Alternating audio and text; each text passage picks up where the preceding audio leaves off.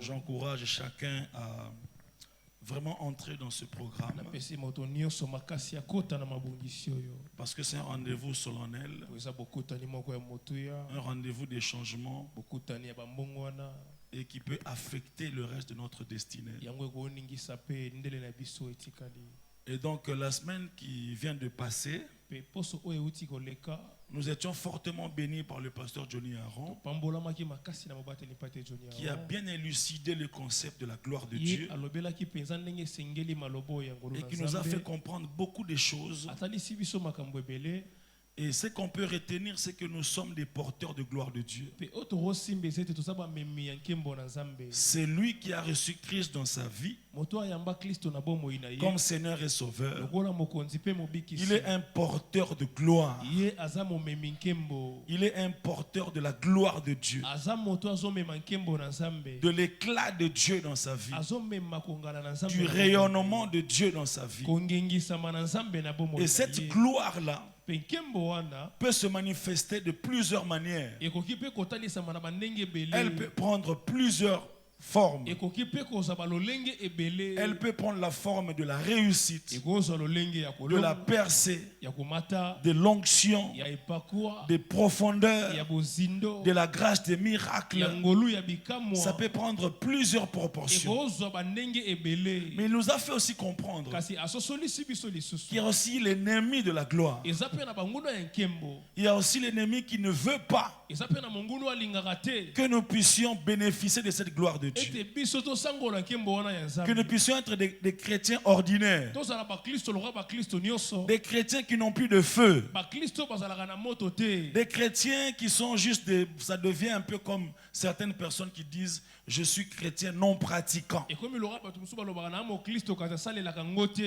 Et Dieu nous a fait grâce la semaine qui vient de passer. Et cette semaine, je voulais que nous puissions aller dans le sens de déjouer le plan de l'ennemi afin de récupérer ce qui était volé. Déjouer le plan de l'ennemi et récupérer ce qui a été volé. Quelqu'un dit un bon amen. Jean chapitre 10, nous connaissons ce texte. Jean chapitre 10, le verset 10, nous connaissons. Quelqu'un peut même réciter ça. Jean chapitre 10, merci de nous lever. Pendant que tu te lèves là, il y a des choses qui se lèvent aussi. Pendant que tu te lèves, même quand tu es fatigué, il y a ton histoire qui est en train de se lever. Il y a ta vie spirituelle qui est en train de se lever. Le voleur ne vient que pour dérober, égorger et détruire. Moi, je suis venu afin que les brebis aient la vie et qu'elles soient dans l'abondance. Père, voici ta parole. Qu'elle trouve la place dans nos cœurs et surtout, donne-nous la capacité de la mettre en pratique. Au nom puissant de Jésus. Amen. Amen. Pouvons nous asseoir en acclamant cette parole de Dieu sans le commentaire de qui que ce soit. Alors je vais lire un peu ce texte au début pour qu'on comprenne un peu le contexte. En vérité, je vous le dis, celui qui n'entre pas par la porte dans la bergerie, mais qui monte par ailleurs est un voleur et un brigand. Mais celui qui entre par la porte est le berger des brebis. Le portier lui ouvre et les brebis entendent sa voix. Il appelle par leur nom les brebis qui lui appartiennent et il les conduit dehors. Lorsqu'il a fait sortir toutes ses propres brebis, il marche devant elles et les brebis le suivent parce qu'elles connaissent sa voix.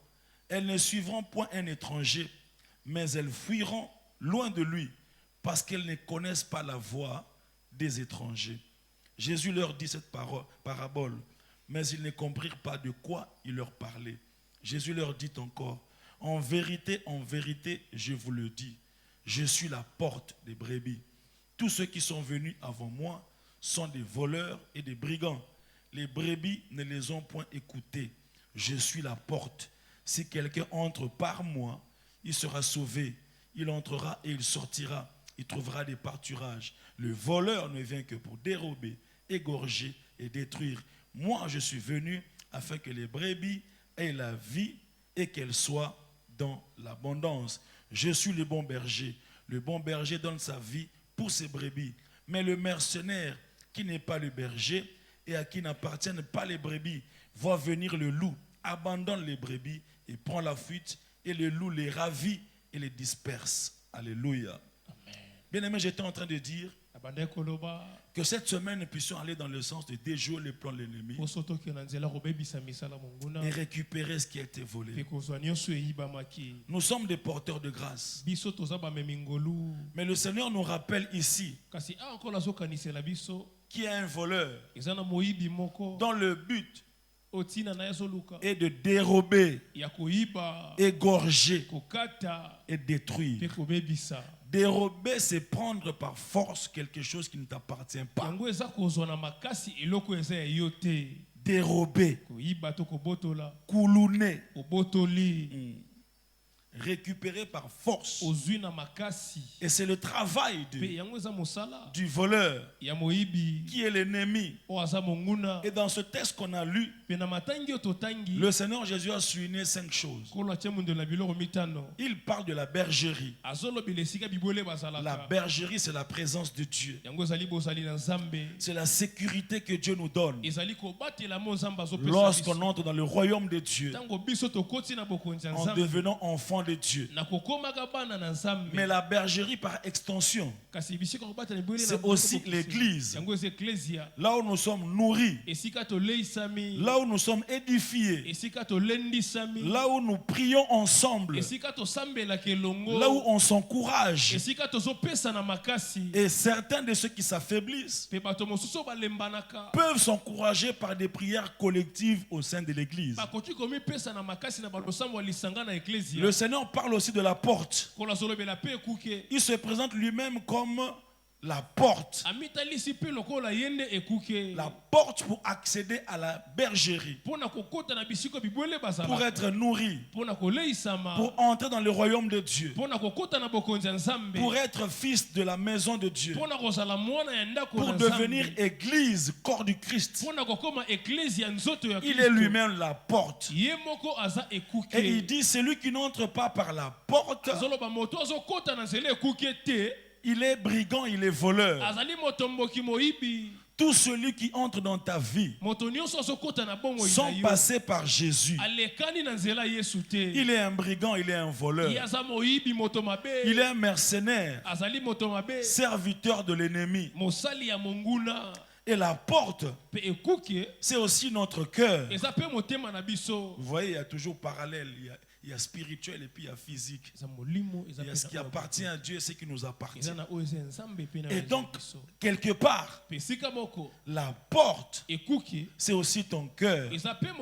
Souvenez-vous de Apocalypse chapitre 3, verset 23. Je me tiens à la porte et je frappe. Si quelqu'un entend ma voix, ouvre la porte de son cœur, j'entrerai chez lui. Je souperai avec lui. Et lui avec moi. Il parle aussi du berger. Il parle de la bergerie. Il parle de la porte. Il parle du berger. Il est lui-même la bergerie. Il est lui-même la porte de la bergerie. Il est lui-même le bon berger. Il est tout en tous. Le berger qu'il est lui-même. Le berger qui prend soin de ses brebis. Mais par extension, il a aussi établi des bergers. Des hommes et des femmes à qui il a donné le mandat pour paître ses troupeaux. Ouais, le mot pasteur vient du verbe paître, qui signifie prendre soin.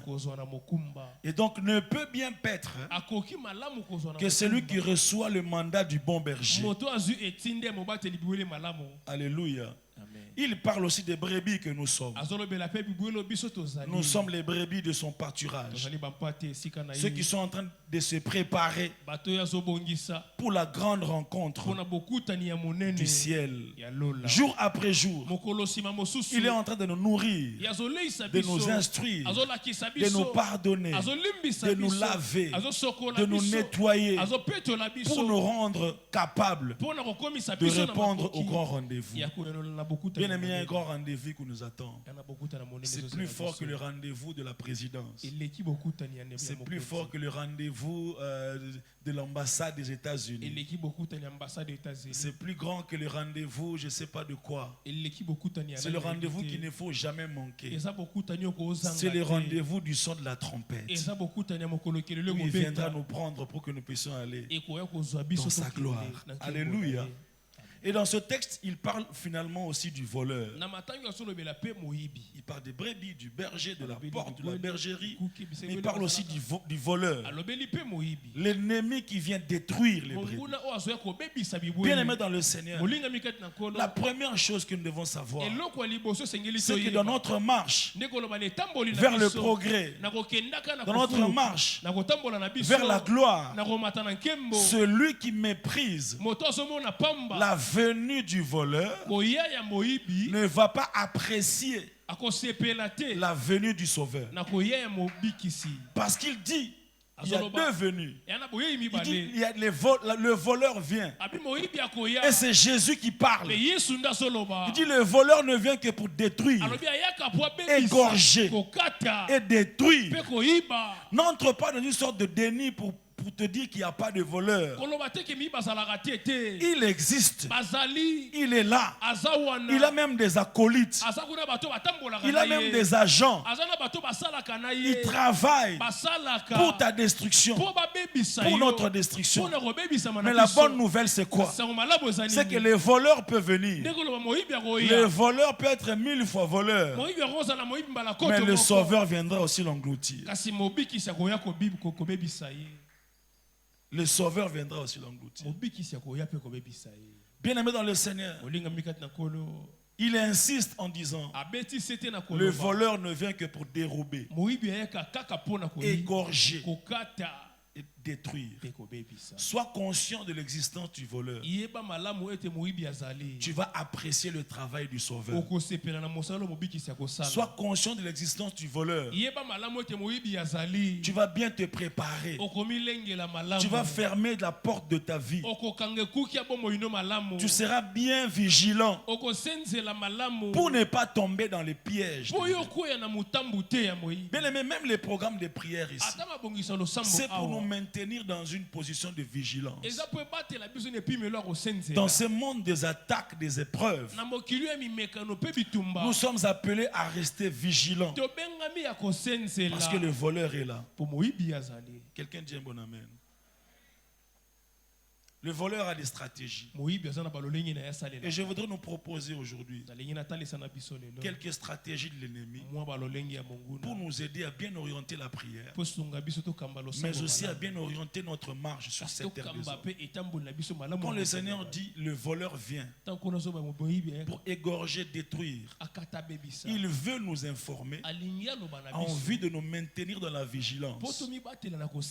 Et la première méthode du voleur, c'est ce qu'on appelle la dissimulation, le déguisement. Le déguisement. Le premier pas, la première méthode, la première stratégie du voleur, quand il vient dans nos vies, quand il vient nous dérober, il se déguise, il se dissimule, il profite parfois de notre ignorance pour nous faire croire qu'il n'existe pas. Vous savez, il y a des gens, il y a même des chrétiens qui croient que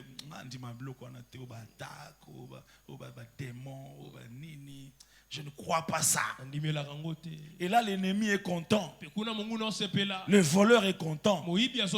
Parce qu'il profite de cette ignorance-là, de cette sorte de déni-là, pour se déguiser justement, pour se dissimuler.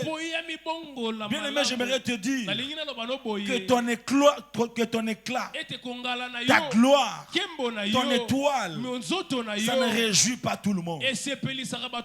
Ce n'est pas toujours tout le monde qui est content de te voir progresser. Ce n'est pas toujours tout le monde qui est content de te voir dans ton mariage. Avec ta femme, avec ton époux. Vous êtes en train de vivre avec vos enfants. Vous vous battez jour après jour pour avancer et réussir sur cette terre des hommes. Ce n'est pas tout le monde qui est content. Et ce matin, nous allons déjouer les plans de l'ennemi. Et nous allons récupérer ce qui a été volé. Quelqu'un dit un bon amen. Il se dissimule. 2 Corinthiens chapitre 11, le verset 14. 2 Corinthiens 11, 14. L'apôtre dit, et cela n'est pas étonnant, puisque Satan lui-même se déguise. Il se déguise en ange de lumière. Il nous fait croire qu'il n'existe pas. Il nous fait croire que nous sommes tous pareils. On dit que tout ce qui brille n'est pas l'or. Et tout ce qui prie n'est pas chrétien. Et tout ce qui prophétise n'est pas prophète. Et tout ce qui monte sur la montagne ne monte pas pour chercher Dieu.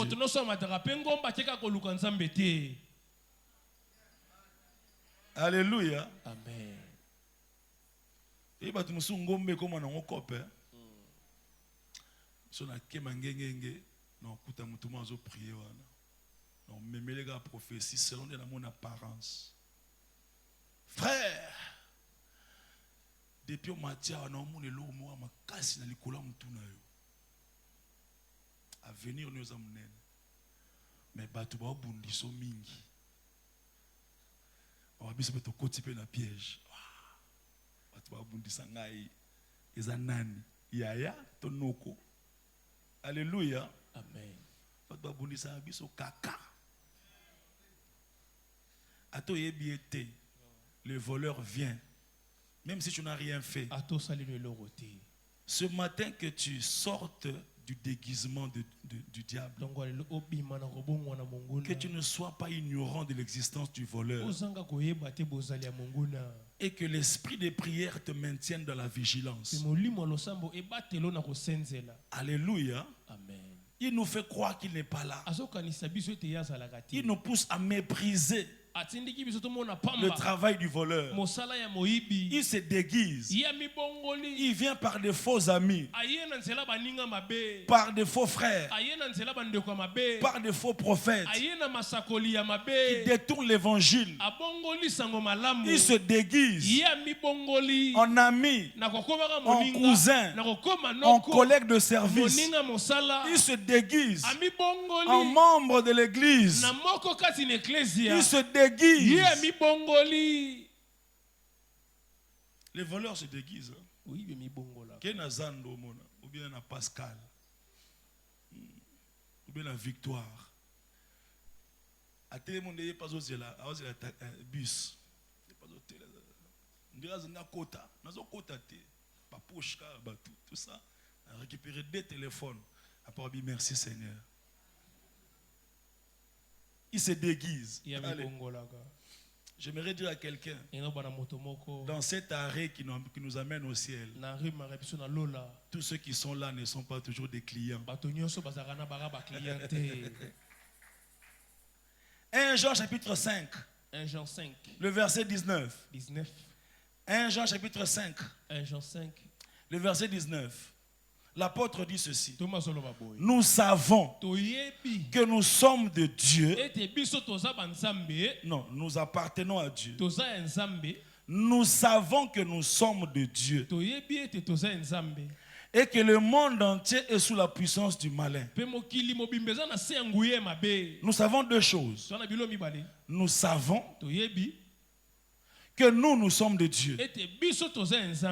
Ça, nous sommes convaincus de ça. Nous savons deux choses. La première, c'est que nous appartenons à Dieu. C'est une réalité.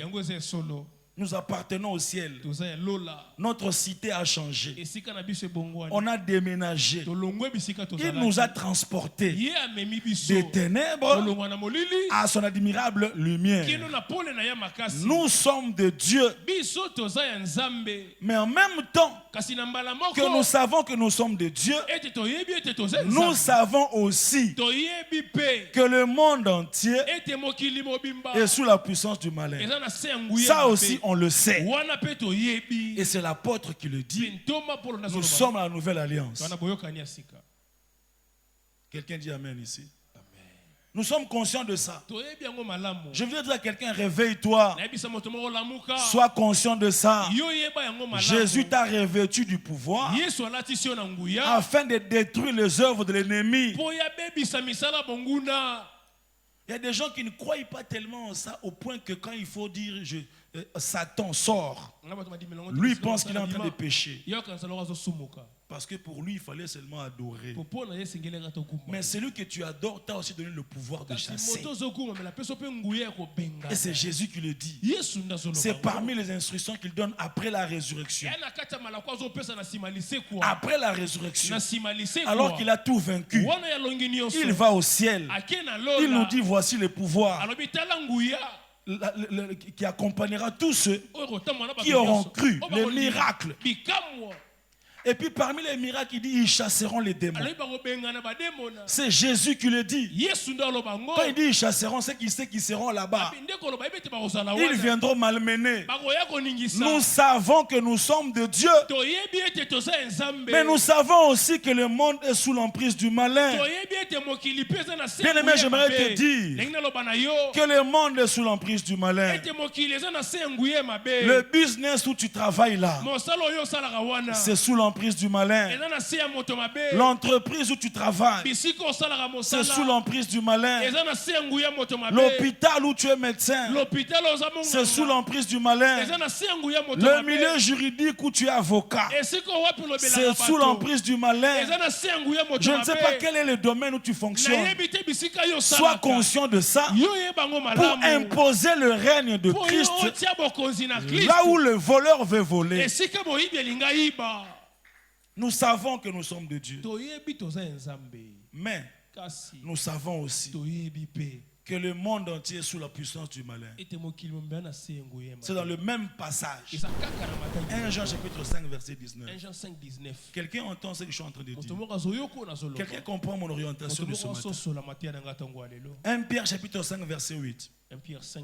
Je voudrais juste nous faire comprendre l'existence du mal qui se lève contre ta vie, contre ta destinée, afin que tu ne négliges pas la vie de prière, que tu ne négliges pas la vigilance. 1 Pierre chapitre 5, le verset 8. 1 Pierre chapitre 5 verset 8. Il commence par une solution. Il dit soyez sobres, veillez. Votre adversaire, le diable, il fait quoi? Il rôde. Comme qui? Comme un lion. Pas un lion qui chante. Pas un lion qui est là, tout ça, un lion, surtout comme on a une vidéo. Non. Un lion rugissant. Il cherche qui? Il cherche qui il va dévorer. Même chose que le voleur. Il cherche qui va dévorer, qui va détruire, qui il va égorger. L'adversaire rôde autour de nous. Il rugit. C'est-à-dire il est dans une attitude de colère. Il cherche qui il va dévorer. Parce que pour l'adversaire, chaque enfant de Dieu doit être sa proie. Toute personne qui confesse Christ comme toi et moi, toute personne qui marche dans la lumière comme toi et moi, il doit être sa proie potentielle. Il veut lui faire du mal. Bien aimé dans le Seigneur, l'adversaire rôde. L'adversaire, le diable est notre adversaire. L'adversaire, il fait quoi? Il envie ce que tu possèdes. L'adversaire fait quoi? Il fait tout pour récupérer récupérer ta ceinture et ton étoile et là où tu es. L'adversaire fait quoi? Il s'exerce pour te combattre. Il veut avoir une force supérieure à toi afin de te combattre, parce que lui veut prendre ta place. Il veut que lui soit le gagnant. L'adversaire, c'est qui? C'est celui qui te déteste. Il y a un adversaire, il rôde. Même si tu ne le vois pas, il rôde. Même si tu es gentil, il rôde. Même si tu fais du bien aux gens, il rôde. Il y a des adversaires qui rôdent autour de nous, qui travaillent pour le diable afin de nous faire du bien, de nous faire du mal plutôt. Malheureusement, il y a même des adversaires à qui nous faisons du bien, mais lui rôde autour de toi pour te faire du mal. Bien aimé dans le Seigneur, n'oublie pas qu'il y a un ennemi qui rôde autour de toi. Il rôde. Rôder, c'est observer. Rôder, c'est chercher un temps de faiblesse. Rôder. Pendant que toi tu fais ta vie là, il y a quelqu'un qui rôde. Il t'observe. Il veut voir quand tu es faible pour te capturer, te détruire. Et le travail de cette semaine, c'est le travail de déjouer les plans de l'ennemi. J'aimerais qu'on se lève dans cette attitude-là cette semaine ici, et que nous serons tous d'accord de prier, car nous avons la victoire en Jésus.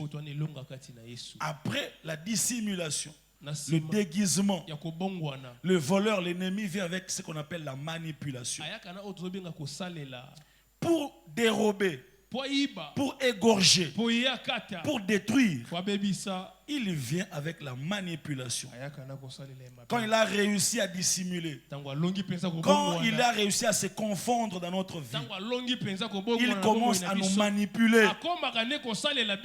Et vous voyez les agents du diable, dès qu'il réussit à entrer dans ton carré, la première chose qu'il fera, c'est manipuler. Il manipule tes pensées, il manipule ta façon de voir les choses, il manipule ton jugement sur les autres. Et tu commences à te pencher aussi. Tu vois, dès qu'on te parle du mal de quelqu'un, tu commences aussi à le voir selon les lunettes du mal.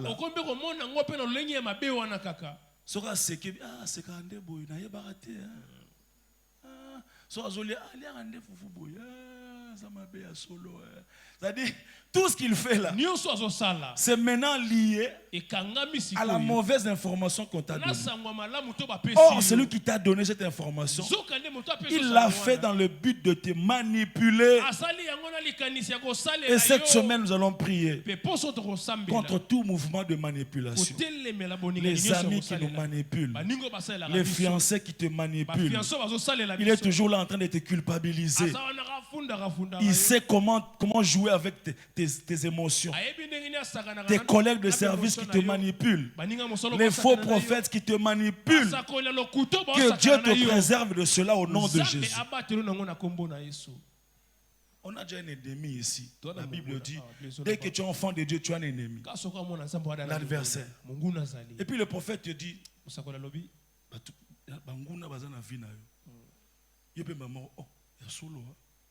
maintenant j'ai na munguna munene awa ya un Pierre ya mike bazanga ndenge nini bazala kaka ngani na tambola kaka na yebake banguna baza funa yeba ndeni na otambolela.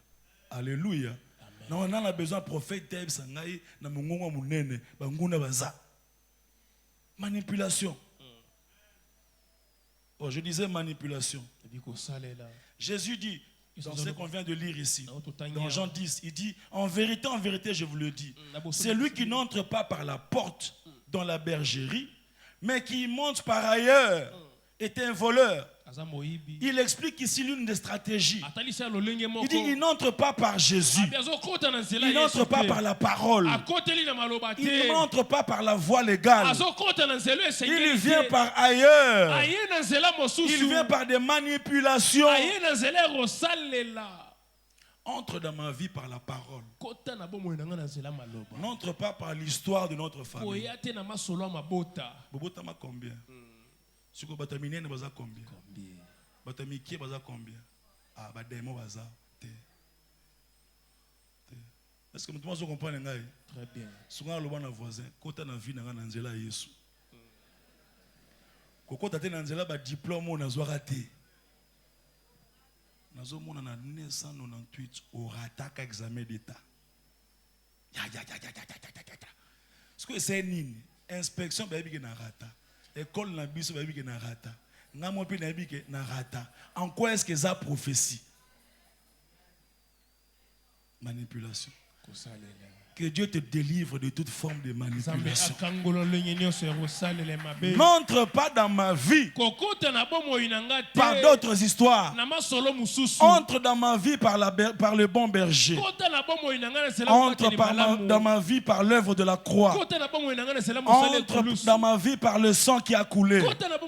Parle-moi de Christ et tu entreras dans ma vie. N'entre pas par le nombre des ex qui m'ont refusé.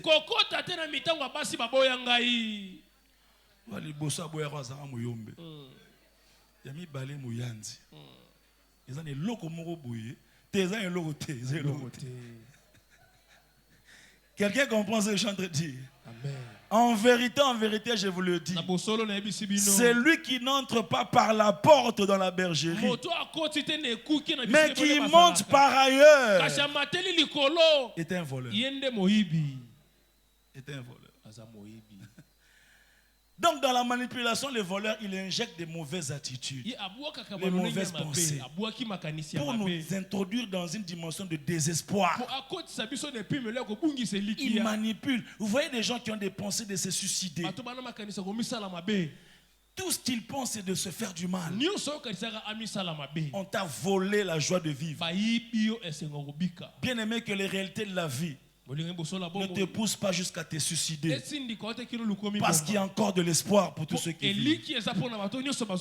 Alléluia. Amen. Tu pries, tu refuses que l'ennemi existe, mais tu as un mauvais caractère. On t'a volé un bon caractère.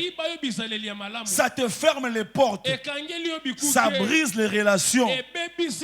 Tu dois travailler sur ça. Prendre conscience que quelqu'un a volé quelque chose. Je dois me lever dans la prière. Je n'étais pas comme ça. Alléluia. Amen. Intelligent, capable, mais ton caractère te disqualifie. Quelque chose a été volé quelque part.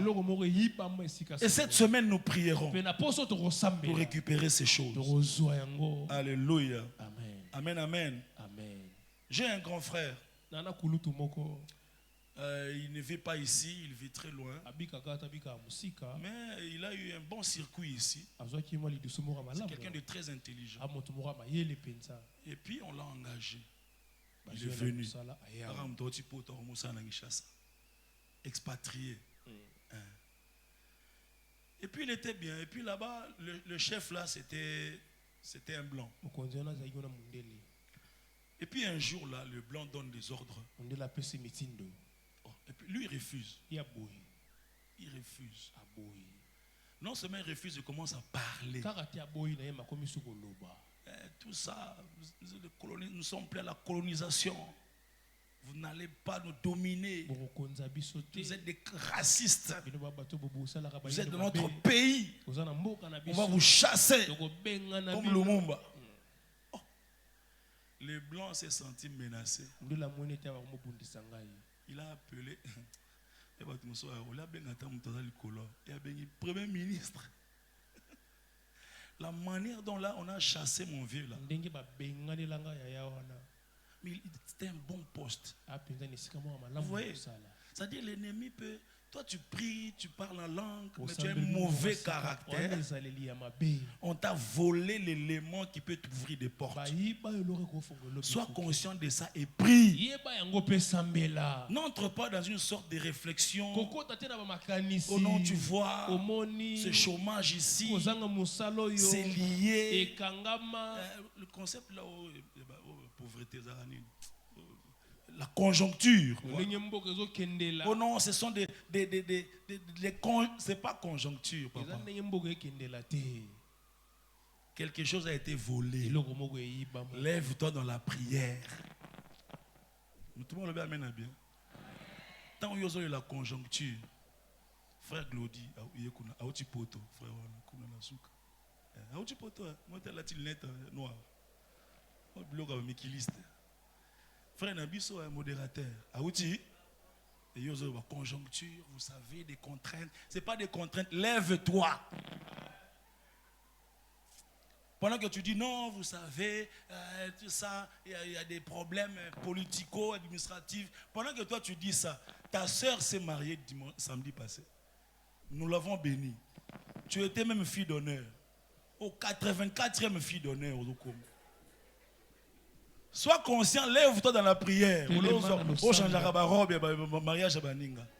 Refuse ces choses. Récupère ta grâce. Quelqu'un est avec moi. J'aimerais communiquer une colère à quelqu'un parce que nous allons prier cette semaine. Ne viens pas avec des Français. Non, non, non, non. Il y a des choses, il faut refuser. Et te lever dans la prière. Parce que Dieu t'a donné ce pouvoir-là.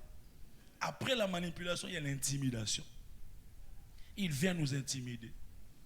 Il intimide par les agents, des méthodes. Il nous intimide par des mauvaises choses. Il nous intimide.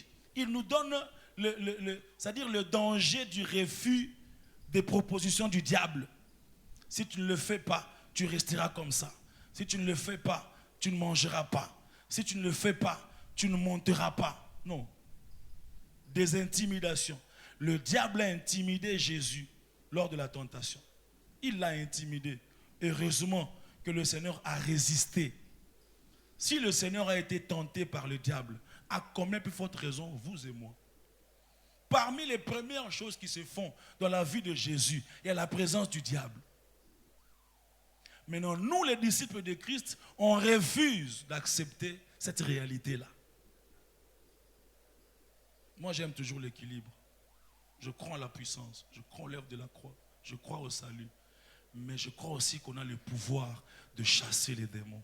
On a aussi le pouvoir de renverser les forteresses de l'ennemi. On a aussi le pouvoir d'établir de nouvelles choses. Ça fait partie aussi du lot, du salut que nous avons de la part de Dieu. Amen. Quelqu'un dit un bon amen.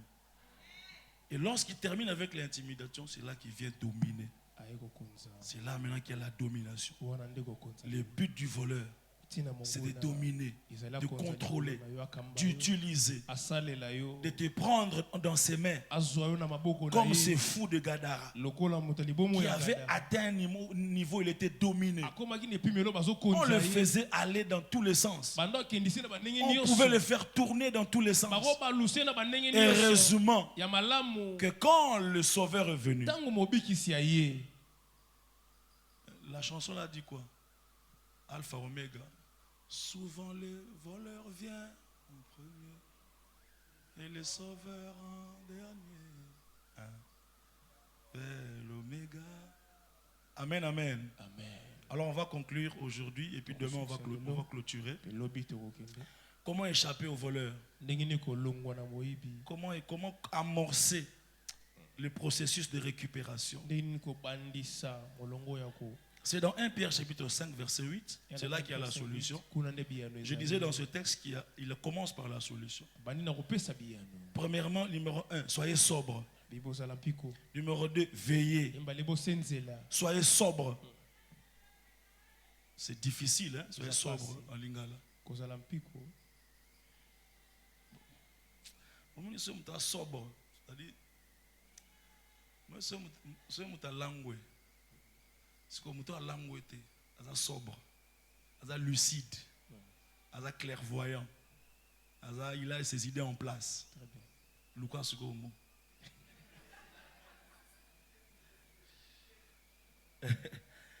Alléluia. Amen. Donc la première chose, pour amorcer le processus de récupération, c'est être sobre, lucide, clairvoyant, avoir les idées en place. C'est-à-dire ne pas se prendre pour ce que tu n'es pas. Ne pas te considérer comme un homme intentable, comme quelqu'un qui est toujours fort. Ne pas avoir une haute opinion de toi-même, ni une petite opinion de soi-même, mais être sobre. Il dit soyez sobre. Soyez sobre. Vous connaissez vos points forts, vous connaissez aussi vos points faibles. Vous savez où toucher dans la prière. Qu'est-ce que Dieu doit faire là où ça ne marche pas encore. Vous ne les réfutez pas. Vous êtes sobre. Et c'est très important. Être sobre, c'est aussi connaître le niveau de sa force spirituelle, son point de résistance. Être sobre, ce n'est pas avoir trop de prétentions. Soyez sobre. Un homme sobre connaît ses limites. Il va prier par rapport à ses limites. Être sobre, c'est savoir ce qui combat ta vie. Quand et comment cela arrive, pour te mettre à l'abri. Être sobre, c'est savoir que l'ennemi existe et qu'il a des stratégies d'attaque. Et il a aussi des alliés. C'est ça être sobre. Être sobre, c'est arrêter des discussions inutiles, des discussions philosophiques sur les choses spirituelles, pour s'engager dans un vrai combat de sa destinée. Soyez sobre. 2 Timothée chapitre 2, le verset 23. L'apôtre dit: repousse les discussions folles et inutiles, sachant qu'elles font naître des querelles. Repousse les discussions folles et inutiles. Sois sobre, équilibré. Le Seigneur Jésus dit dans Matthieu chapitre 26, le verset 41, veillez et priez afin que vous ne tombiez pas dans la tentation. Le Seigneur dit: l'esprit est bien disposé, mais la chair elle est faible. Donc la deuxième chose, c'est veiller dans la prière. Veiller dans la prière. Être sobre, mais également veiller dans la prière. La prière nous permet de rester vigilants. Il y a un lion dans les parages. Il y a un lion qui entoure ta vie et ma vie. Il y a un lion qui rôde. Il sait que ton esprit est disposé, mais il sait aussi que ta chair est faible. Il entend que tu ouvres la porte pour venir t'écraser, t'égorger. Sois sobre, mais également veille dans la prière. Veille dans la prière pour ne pas être distrait. Vous voyez, dans la jungle, quand le lion rugit, il n'y a que des distraits qui sont récupérés. Quand le lion rugit, il ne cherche pas tout le monde. Il cherche le plus distrait. Pouf, il va te poursuivre. J'aimerais dire à quelqu'un: il y a un lion qui rôde. Il y a un lion dans les parages. Toi, tu es à l'abri du Très-Haut, mais reste sobre et veille dans la prière, parce qu'il y a un lion dans les parages.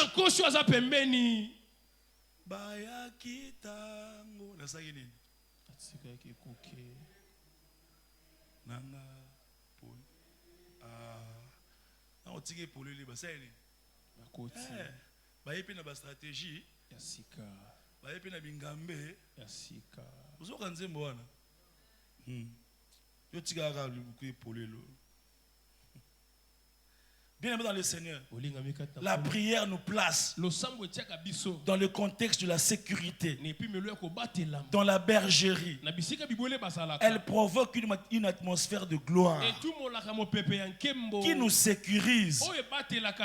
La prière nous place comme dans l'arche, dans la présence de Dieu. Il peut y avoir le déluge dehors, mais ceux qui sont dans l'arche sont épargnés du déluge. C'est ça la prière. Ça te place dans l'arche et ça t'épargne du déluge. Et lorsque tu es dans l'arche, il y a une atmosphère de sécurité qui fait que dans l'arche, le loup n'a pas attaqué le chat. Dans l'arche, le lion n'a pas attaqué l'antilope. Parce que là-bas, il y a une atmosphère qui fait que le lion et l'antilope puissent être ensemble. Il y a une atmosphère de sécurité. Pendant 40 jours et 40 nuits, si on ajoute le temps où les eaux devaient sécher, ils ont fait longtemps dans l'arche. Ne me dis pas comment ils ont mangé. Parce que le Dieu qui t'introduit dans l'arche peut provoquer un miracle pour que tu ne sois pas affamé dans l'arche. Le Dieu qui t'introduit dans l'arche peut te faire nourrir de manière miraculeuse. Reste dans la prière. Les gens ne comprendront pas comment tu manges. Ils ne comprendront pas comment tu es en bonne santé. Ils ne comprendront pas comment tu évolues. Tu n'auras pas toujours toutes les explications. La seule explication est que je suis dans l'arche. Je garde l'atmosphère de prière. Celui qui rôde, il peut rôder toute la vie sans t'atteindre tant que tu resteras sobre et que tu veilleras dans la prière. Celui qui rôde, il rôdera tout le temps sans te toucher parce que tu es comme dans une bouteille. Et même si le coq est là et que le concret là se trouve dans la bouteille, il ne va pas l'atteindre.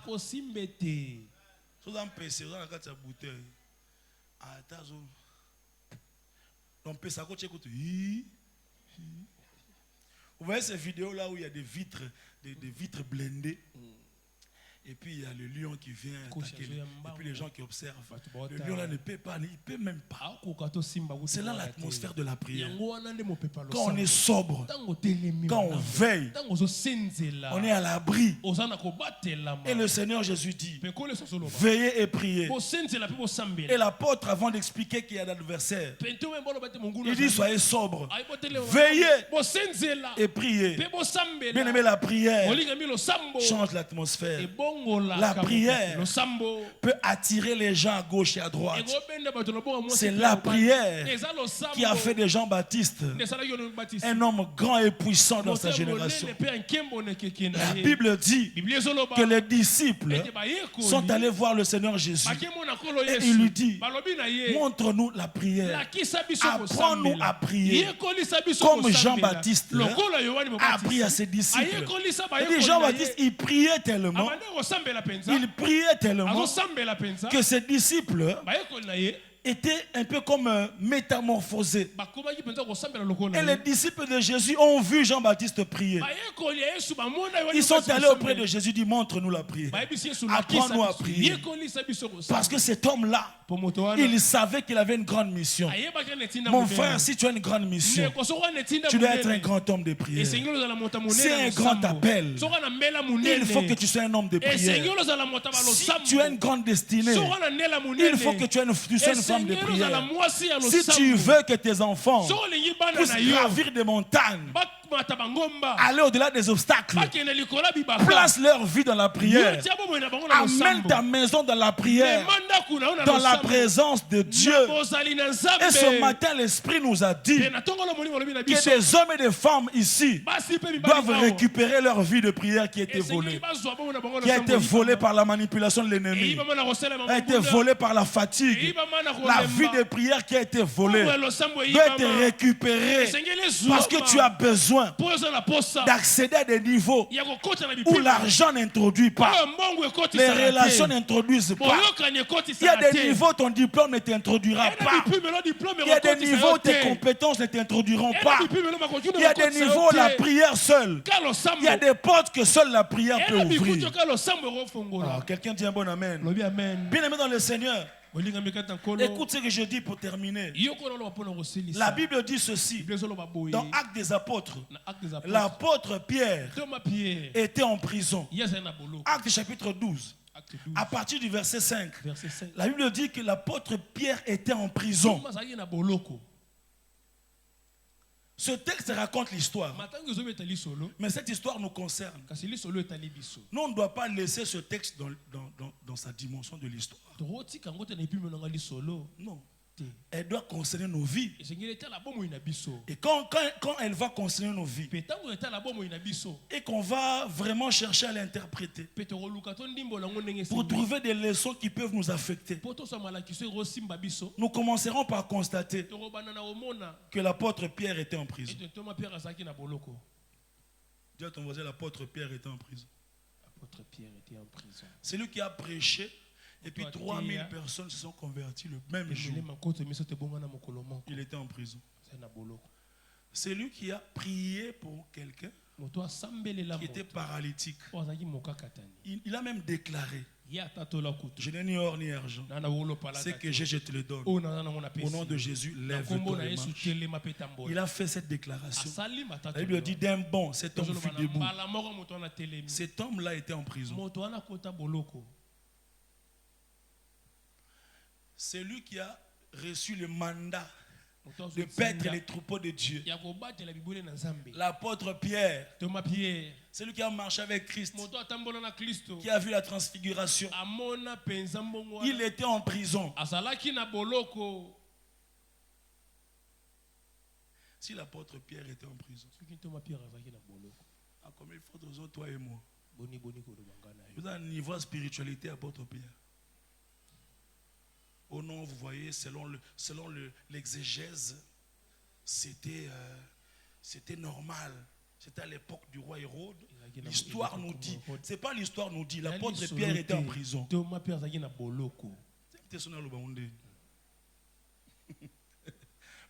L'apôtre Pierre.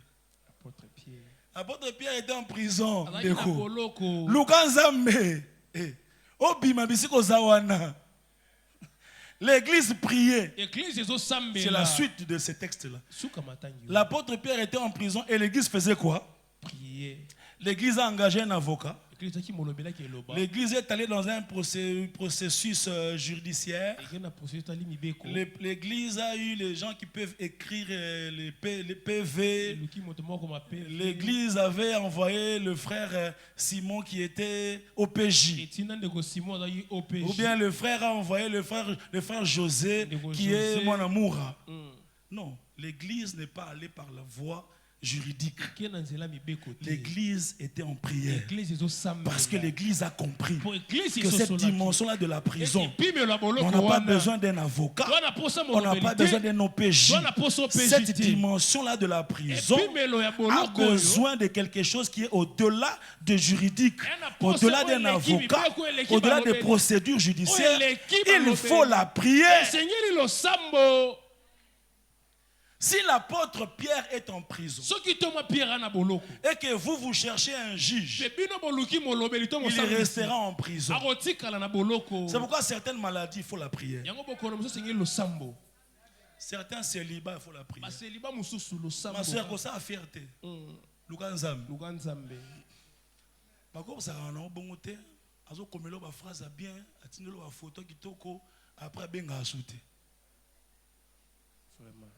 Et ça l'a mis déjà 3 fois.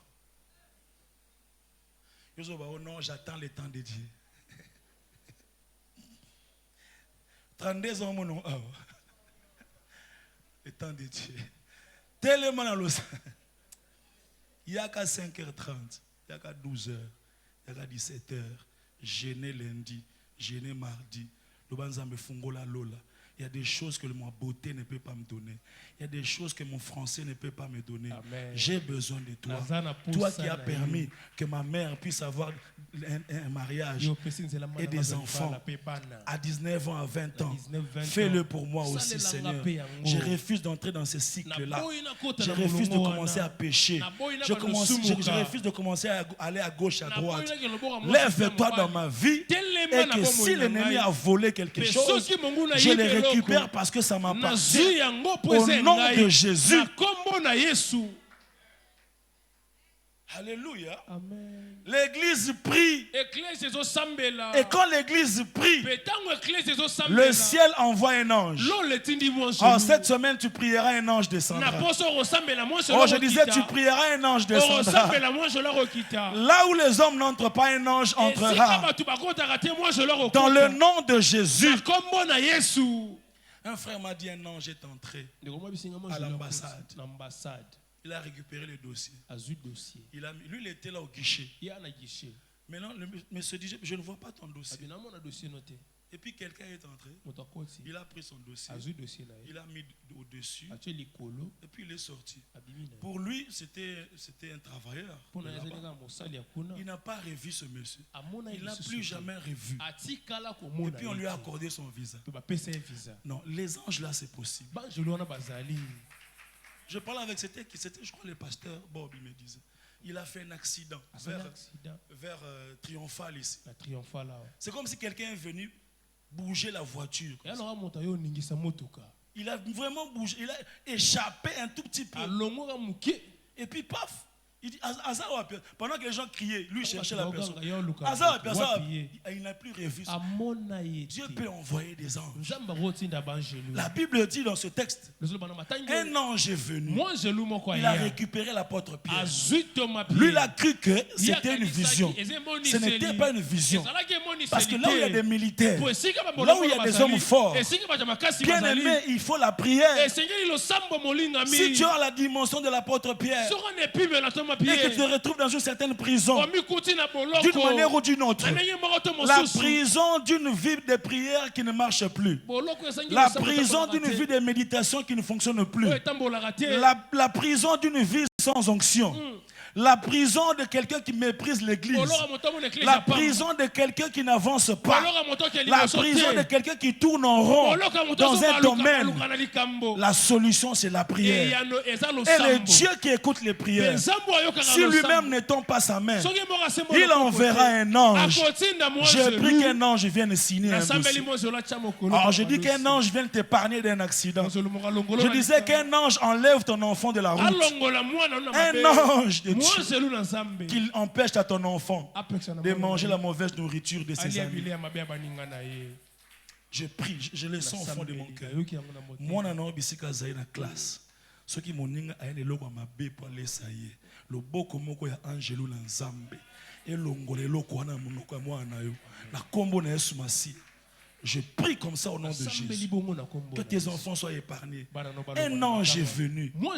Bien aimé dans le Seigneur, le but de ceux qui ont emprisonné l'apôtre était de l'empêcher de servir Dieu, de réaliser sa mission. Le but c'était de le rendre inutile. Bien aimé, observe bien ta vie. Il n'y a pas une prison quelque part. Il n'y a pas quelque chose que l'ennemi a déjà volé. Nous sommes en train de nous mobiliser dans la prière. Ne néglige pas des temps comme celui-ci. La prière, ça marche. La Bible dit que l'église priait. Un ange est venu. Et puis, Pierre a été délivré. Et la Bible dit, verset 17, acte 12, Pierre leur ayant de la main fait signe de se taire. Là maintenant, il est venu. Il a vu l'église qui était en prière. Il leur a dit, c'est moi.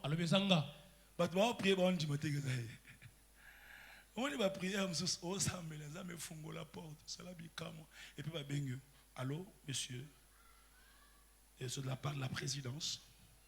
Vous avez été retenu pour participer au sommet qui aura lieu en Zurich, en Suède, et tout ça. Et puis, vous aurez 17 jours. Et puis, présentez-vous demain avec votre carte photo passeport Et puis votre passeport. Parce que votre passeport est exact. Et on dit par la foi, il faut faire ça, passeport. Ah, les lois à jour à prophétique, le bon envoyé, c'est ça, passeport. Le bon. Ezala kaka, le bon, ezala. Maintenant, quand tu recevras ce genre de coups de fil, tu seras le premier à refuser. Junior Théo. C'est ce que l'Église a fait. L'Église n'a pas reconnu. Ma prière est que Dieu te donne une bénédiction qui fera que les gens ne te reconnaissent pas. Ceux qui t'ont connu à l'état de la prison ne vont pas te reconnaître à l'état de la délivrance. Dans le nom de Jésus. Et la Bible dit que la même prière là de l'Église a fait que ceux qui ont interrogé, ceux qui ont gardé Pierre, ils étaient tous punis. Acte chapitre 12, le verset 19. Et Hérode s'étant mis à la recherche et ne l'ayant pas trouvé, interrogea les gardes. Aza wapi? Ba garde batika ina ba clé. Mais muta prisonnier azate. Na lobango toujours. Muta simi ba clé a vie na yo. A mono kei. Ya simi ba clé. Amen. A mono kei. Amen. Akanisa ke 100 € bimate. A mono zo kende. Ah. Le roi a dit non, c'est pas normal. Il les interrogea. Il dit, il donna l'ordre de les mener au supplice.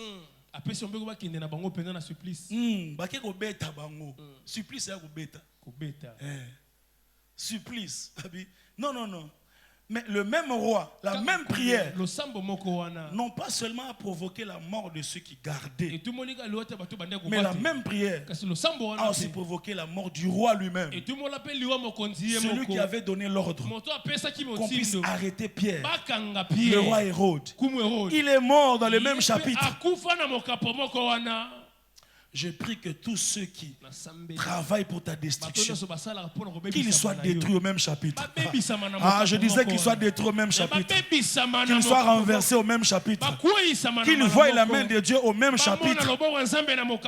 Acte 12. La Bible dit le verset 23. Au même instant, un ange du Seigneur le frappa. Parce qu'il n'avait pas donné gloire à Dieu. Il expira, rongé de vers. Rongé de vers. C'est comme ça que Hérode a koufa. Akoufi. Bankoussou. Nabi ke oza gentil, mais ngab na prier. Bato ba luka destruction banana yo. Ba balingo bima libala wana na soni.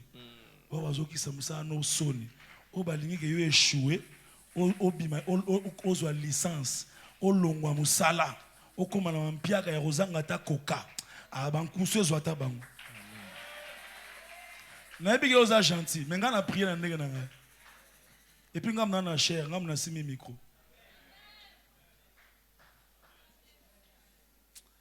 Vous êtes trop gentil dans ce fait de vie. Alléluia. Amen.